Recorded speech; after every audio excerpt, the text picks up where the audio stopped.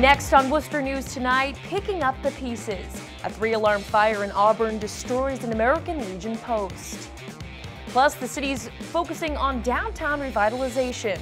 And one Worcester City Councilor wants to make sure residents in neighborhoods aren't forgotten.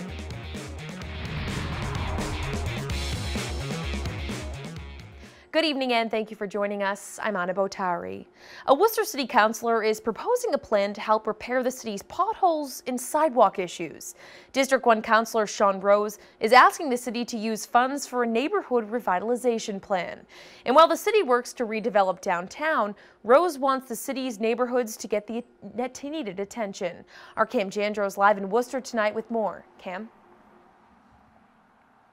The City Councilor Sean Rose says he hears more about street and sidewalk conditions more than any other issue from his constituents here in District 1. Now, the city of Worcester has more than 400 miles of public roads they have to take care of every single day. Now, that translates to millions of dollars in repairs. And this neighborhood revitalization plan is hoping to fix issues like this one you can see here. On Worcester's Tainter Street, the potholes are nearly unavoidable, down to cobblestones. It's one of the many across the city where drivers encounter a few more bumps this time of year. City Councilor Sean Rose has an idea on how to fix the issue. Leverage $1 million of our unused tax levy to borrow $10 million to do an immediate $10 million splash on our streets. Councilor Rose says the city has shifted its focus to the downtown area in recent years. The $10 million would be used to repair sidewalks and streets in more residential areas, adding to the city's repair and reconstruction budget. I also hear from the fire department that the streets damage our trucks. I hear from the police department that our streets damage our cars. So this is not only an investment in the neighborhoods, it's an investment to our EMS, our public safety, our fire. According to Rose, his neighborhood revitalization plan could help roughly a third of the city's street and sidewalk issues.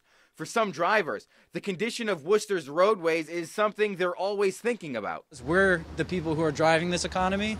We're the people who need these roads the most, and we should be reflecting that. Oh yeah, you're always concerned about your vehicle driving around, but it's New England.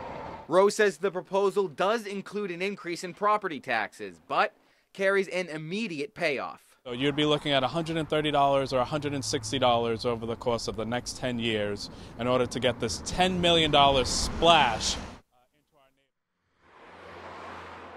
Now, Councilor Rose will be asking the city administration what the impact of using that $1 million would be. This item will be in front of the council tomorrow night.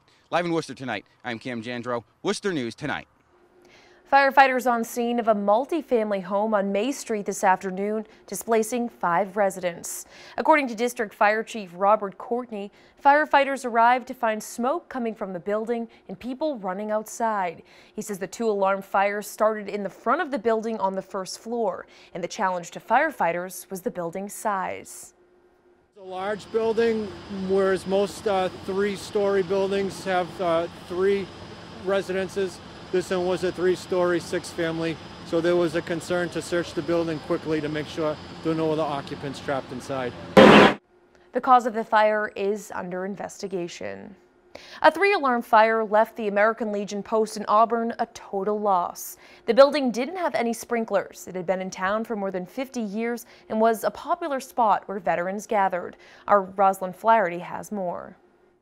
Happy Erickson worked at the Chester Tuttle Post in Auburn for 35 years. He was in the kitchen Friday when the building caught fire. All I did was know how to cook and manage the restaurants, and my heart just dropped. Bill Reardon was inside with about 200 people enjoying a fish dinner and some dancing. We were in the middle of the dance floor, dancing to some country tune. And the fire alarm went off. It was beep, beep, beep. An off-duty Auburn firefighter was also there. He was able to help everyone get out safely. The building did not have a sprinkler system, making it a difficult fight for firefighters. Auburn Fire Chief Stephen Coleman says the fire started in either the attic or behind the walls. And that did allow it to have a bit of a head start before anyone in the building even realized that the building was on fire. The building is a total loss. Erickson hopes to rebuild soon and is thankful everyone is okay. The post is an important place for Auburn's veterans. Reardon has been coming to the post for a few years and says it's a great spot. It's a sad sight because we had some happy times here. Rosalind Flaherty, Worcester News Tonight. Recreational marijuana shops are starting to open around central Massachusetts. 3 have already obtained their licenses. It's been beneficial for the state's only private cannabis lounge, the Summit Lounge in Worcester. Owner Kyle Moon says they've gained 300 monthly memberships. Good Chemistry on Harding Street in Worcester has been given a license and are expected to open their doors to the public soon. Moon says they're preparing for it. RSVPs and ticketed events for our members, because we obviously have so many members at this point that our occupancy is only 60, so we obviously can't fit everyone in the building, and we want to be able to allow access to all the members. Moon says they're also working with a consulting firm to develop standard operating procedures going forward. Worcester police are asking for the public's help identifying a driver involved in a hit and run. Police shared this picture of the possible suspect car. They say the crash happened around 5:50 p.m. last Monday near 1099 Pleasant Street. A 77-year-old female pedestrian was hit in the crash. She remains in the hospital and is in stable condition. The preliminary investigation shows the victim was crossing the street within the crosswalk when the vehicle struck her. The suspect vehicle continued without stopping. Well, the city of Boston may have celebrated St. Patrick's Day with a parade on Sunday, but Worcester's ready to keep the festivities going this weekend. The Worcester County St. Patrick's Parade is on Park Avenue this Sunday. While yesterday may have been the actual holiday, it isn't stopping O'Connor's Restaurant and Bar from extending their holiday spirit. St. Patrick's Day is one of the busiest times of the year for the popular Worcester eatery, and the holiday means the cold weather is almost gone. I believe that St. Patrick's Day is a kind of a rite of passage. Winter's over, we can look forward to spring, and by the time April comes, all the spring sports are on for the kids, and it's a family time. Everybody's got a little Irish in them, and guess what? It's here, we'll enjoy it. Everyone's happier when spring's here. Charter TV3 will have a parade coverage this Sunday starting at 12:30. Reliant Medical Group opened its Shrewsbury office in a former Price Chopper space on Maple Avenue Monday. Services include internal medicine, laboratory, pediatrics, and radiology. It's the latest business to join the rebranded retail plaza, Marketplace Shrewsbury. Town and state leaders are trying to help meet the challenge of many Cherry Valley residents forced to pay 3 times more for water than other communities. The town of Leicester has 8 separate water and sewer districts and are on a 20-year agreement to purchase water from Worcester. It's led to a significant increase in operating costs. State Senator Michael Morse says the goal is to help residents find ways to save money. Because long term, if the rates will continue to go higher, you're going to have people who aren't going to be able to pay the bills. You're going to have foreclosures, you're going to have mortgages, people who are going to go bankrupt, and you're going to have at that point, when people go to move to Leicester, all they're going to know is there's a sewer district, there's a sewer problem. They're not going to be able to differentiate between Leicester water sewer, Cherry Valley sewer. It's going to be a Leicester issue. So it really benefits the entire community to come together to find a resolution for this. A meeting is scheduled for Tuesday night at 7 to discuss the issue further. Keeping up with competitors, the DCU Center is looking to spend about $25 million over the next few years in renovations.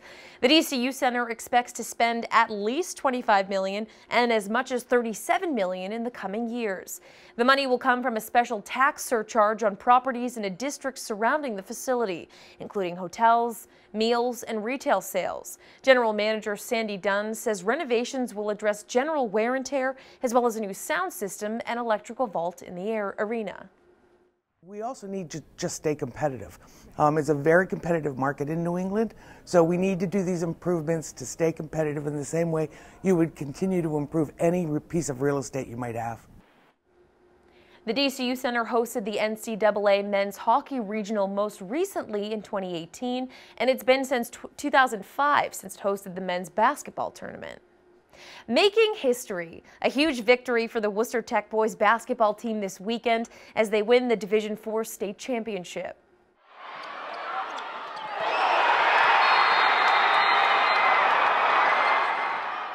Worcester Tech beat Abington 55-52, winning not only the first state championship in program history, but the first basketball title for any Worcester public school.